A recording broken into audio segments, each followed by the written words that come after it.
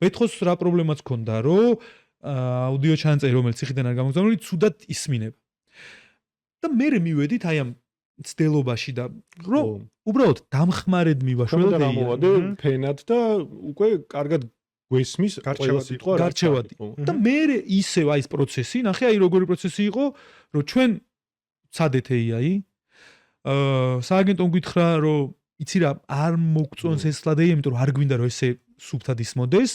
მე ბეთხოს აქ გაუჩნდა იდეა პროცესში, რომ სამაგიეროდ გამოვიყენებ, რომ უბრალოდ რო გვეტყვის დაკარგული ბგერი, იმიტომ რომ იქ სიგნალები ხო წყდება ის ლაპარაკობთ.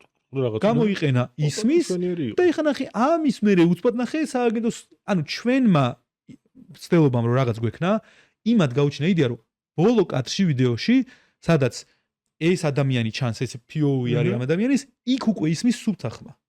ანუ იდეა არის, რომ იქ არ არის თავისუფლებაზე და აქ ბოლოში თავისუფლება.